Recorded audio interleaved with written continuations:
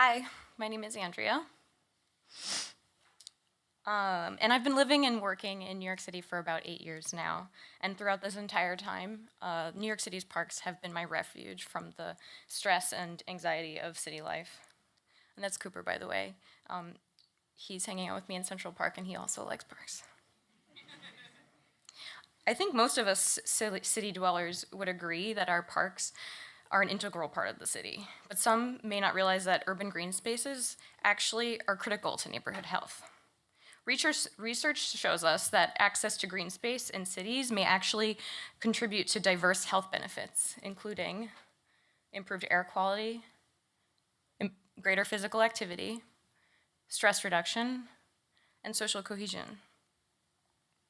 There's also evidence that urban green space may be ecogenic, which means the connection between the health benefits and access to green space may be strongest among lower socioeconomic groups. Say, in a neighborhood like Mott Haven, in the South Bronx, where 43% of residents live in poverty, making it the third poorest neighborhood in New York City. And because where we live greatly impacts our health, not surprisingly, Mott Haven also has some of the poorest health outcomes in the city, including high rates of hospitalization for diabetes and asthma, and generally low levels of physical activity. Thus, for communities in Mott Haven, the safety and accessibility of local green spaces are a health priority. Spaces like St. Mary's Park, with 35 acres of rolling hills and ball fields and playgrounds, St. Mary's has the potential to be a great park, but it continues to face many safety, health, and social challenges, of which the most noticeable, the most urgent, and the most rapidly growing one is this. In case it's hard to see, that is a used syringe on the ground with the needle tip still exposed. It was discarded by someone who was using heroin just shortly before this photo was taken. And the community is obviously taking notice. Many families are reluctant to bring their children to St. Mary's, even during the day. To quantify this issue, St. Mary's staff is picking up 1,400 syringes per week, so about 200 syringes per day, and that number is only going up. But the issue is even so much greater than just St. Mary's Park, where I started my research. At least 13 other public spaces in the South Bronx have been increasingly experiencing this issue over the past 2 years. And that's because drug use, especially in public places, has been growing alongside our national opioid epidemic, which in 2016 killed about 64,000 Americans. And although New York City hasn't experienced the worst of the country's epidemic, still about every 7 hours, someone dies from overdose in New York City. And nearly 3/4 of those deaths are due to opioids or the synthetic version, fentanyl. And as with most public health issues, the lowest income communities bear the biggest burden of disease. In 2016, 4 out of the 5 neighborhoods with the highest rates of opioid overdose were in the Bronx. And out of all the neighborhoods in New York City, Hunts Point, Mott Haven, right here, had the highest rates of drug overdose over the course of 2015, 2016. So in other words, St. Mary's Park lies at the epicenter of the opioid crisis in New York City.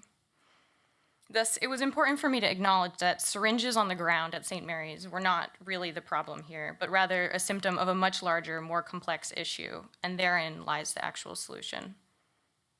When we look at who is working to relieve parks of drug use and syringes in Bronx parks, on intersecting scales of human-centered approach versus symptom versus problem, we can see that while they're all working hard to respond to the crisis, the initiatives are heavily focused on mitigating the symptoms rather than addressing the problems, and being created from top-down organizational approach instead of human-centered approach.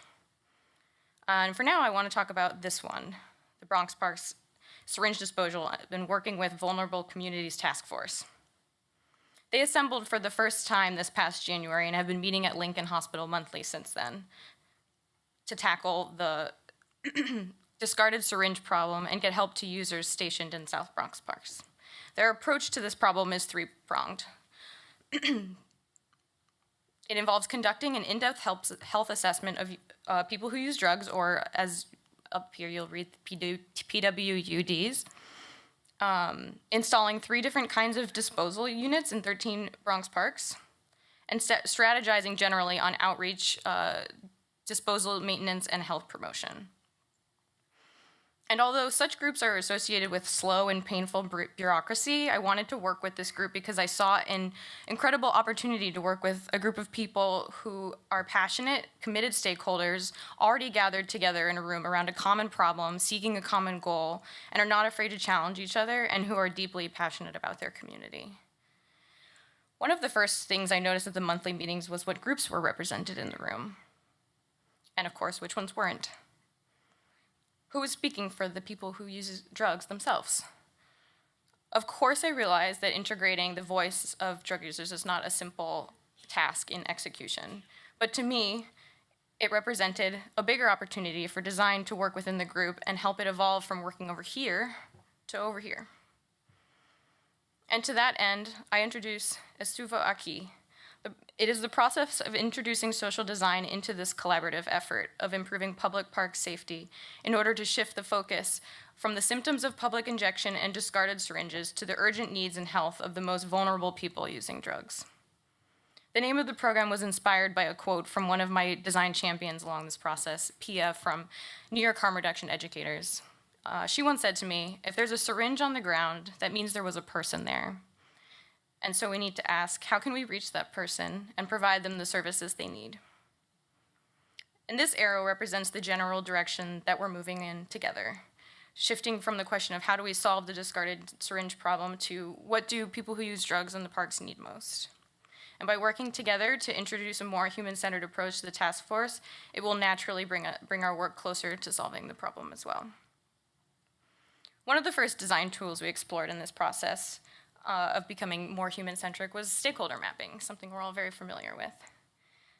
Independently and then together, we worked on naming and organizing all the different groups who have stake in the issue of public injection, not just those who are in the room here, but also humans who are at the center of the issue, the drug users, the park users, actual experts, and other secondary stakeholders who are not in the task force but could be potential allies within this process.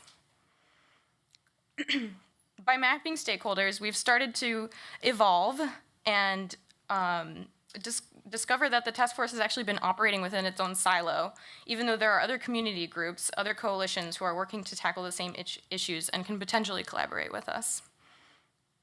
It has also become clear that there is potential for more diversity in the task force, not least of all, a voice from the active users themselves. In response to this mapping activity, some of the members of the task force said, "We never even thought to incorporate the experiences of people like the principal at the school across the street from the park, or just people walking around in the park. Hearing their perspectives would actually be really valuable." And the map continues to be a living document as updated as the collective task force understanding of the stakeholder landscape grows. In March, I was invited to speak with harm reduction participants, many of whom are actively injecting, at the syringe exchange vans in Mott Haven and Tremont. My goals for these interviews was not to quickly start drilling down about syringe disposal behaviors, but actually to get to know each individual participant. What are they passionate about? How do they like to express themselves? What is their idea of community? How do they experience stigma? And that's where I met Catherine, a petite, soft-spoken woman who stopped by the syringe exchange site to pick up clean syringes and take advantage of other services provided there, such as testing her supply for fentanyl. She and I did talk about syringes. She said she personally injects at home, and afterward, if she doesn't have access to a sharps container or a drop-off location, she'll break the tip off the syringe, break the syringe in half, wrap it all in a brown bag, and then tie all that in a plastic bag and walk them to the nearest street garbage can. But I also learned that Catherine is a true New Yorker, born and raised in Queens, and she's about to turn 50 years old and wants to go back to school in September to fulfill her dream of becoming a writer. She told me that she started using heroin when she was with her first husband, who also abused and has since passed away from drug-related complications. She's trying to get on a Suboxone recovery program, but it's now very difficult insurance-wise, and few programs are taking new patients. She's actually been turned away from detox programs before because they say she doesn't use enough heroin to qualify. Like I said, she's really petite. She says, "My life's a mess, and I don't wish addiction on my enemies, but I'm not ready to give up. I know I can do this. And I feel a little bit lighter saying these things to someone who genuinely cares, so thank you. I heard 14 other difficult and moving stories like Catherine's. There were themes that started to develop from the participants' conversations, such as that the stigma surrounding drug use in parks is very strong, especially within the drug use community. There are extremes. I also learned that many people who use drugs don't trust any services, not even harm reduction, who many consider a very approachable service. They rely solely on strong networks of other people using drugs for supplies and information. And I learned that current task force initiatives will likely serve many people, but still not the most vulnerable populations, who are those using in parks.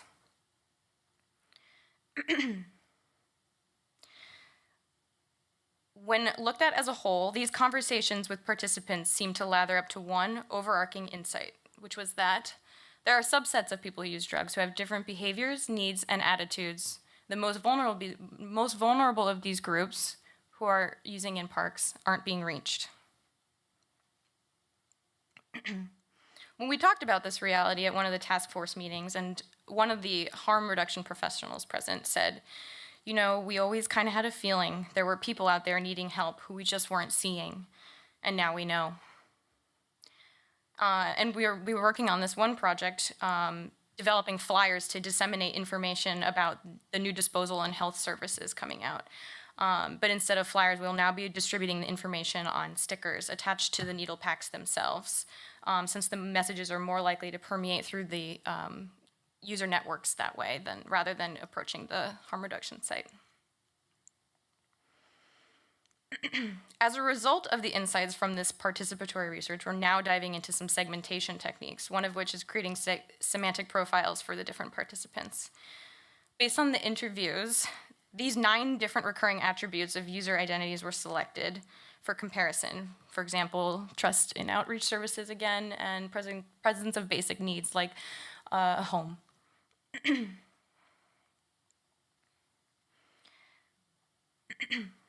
Then low to high scales were defined for each attribute, and then each participant was plotted as a point along the scale based on their association with that attribute. Then patterns could be loosely assessed along the shapes of each vertical line. Perhaps the most important discovery from this activity was that the participants who are approaching harm reduction for services are not the same people who are injecting in parks. And now we're beginning to more clearly define and fill in the gaps of the most vulnerable users on whom we have very little information. And this activity revealed a need to more deeply include them in this process. So in a couple months, we're moving along, and the task force will conduct a focus group with people actively using drugs.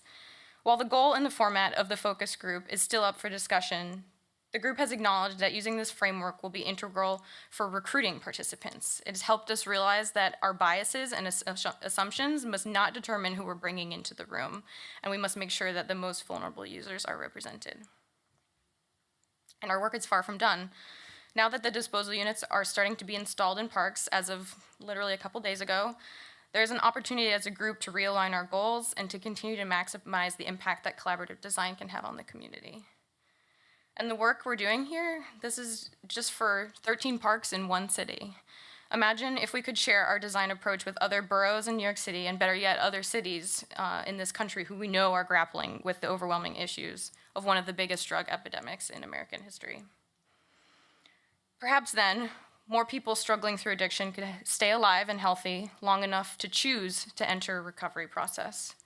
At that point, returning parks to their roles as places that support community health and happiness, no matter where you live. Thank you.